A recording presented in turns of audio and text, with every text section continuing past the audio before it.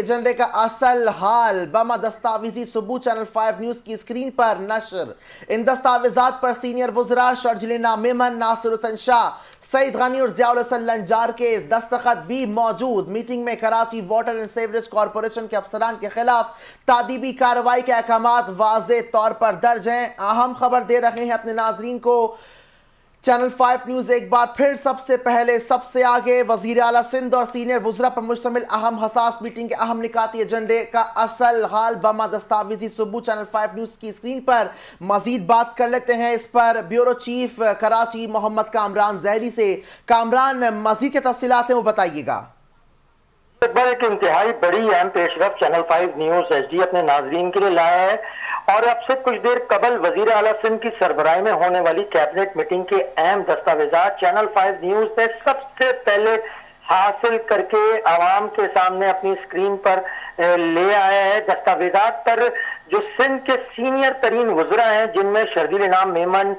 سید ناصر حسین شاہ، سعید غنی، ضیاء الحسن لنجار کے بماس وزیر اعلیٰ سندھ کے دستاویزات جو ہیں دستخط موجود ہیں،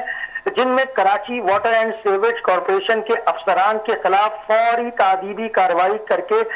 جو ہے ان کو عہدوں سے برطرف کرنے کے احکامات بما دستخط موجود ہیں۔ لیکن چینل 5 نیوز انویسٹیگیشن ٹیم کے مطابق صدیق تنیو اور جو انچارج واٹر ہائیڈنٹ سیل اور Sikandar Zardari chief engineering bulk water and sewerage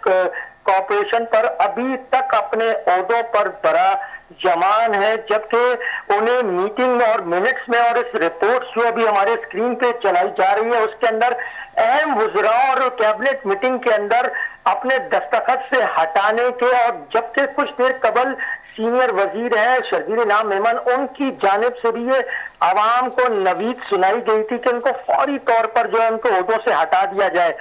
ذرائع کا کہنا ہے کہ سندھ حکومت اور چیف سیکرٹری جو ہیں سندھ کے، ان کے دفتر سے تاحال ان دونوں افسران کے معطلی یا برطرفی کے کوئی نوٹیفیکیشن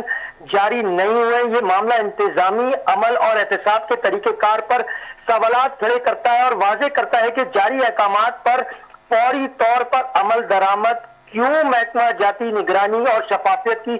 بنا پر ابھی تک لیٹ اور تاخیر کا شکار ہے۔ دوسری جانب اس رپورٹ میں سینئر ڈائریکٹر میونسپل سروس بلدیہ عظمی کراچی راجہ رستم کو بھی فائر بریگیڈ کی غفلت پر عہدے سے ہٹانے کا ذکر ہے، جو کہ بالکل منفی اثرات مرتب کر سکتا ہے تحقیقات اور آپریشن کے اس عمل پر، کیونکہ میونسپل سروسز کے ادارے میں فائر بریگیڈ کا محکمہ آتا ہی نہیں اور میونسپل سروس میں نالے اور دیگر کام آتے ہیں۔ اگر فائر بریگیڈ کا عملہ کوتاہی ہے یا اس نے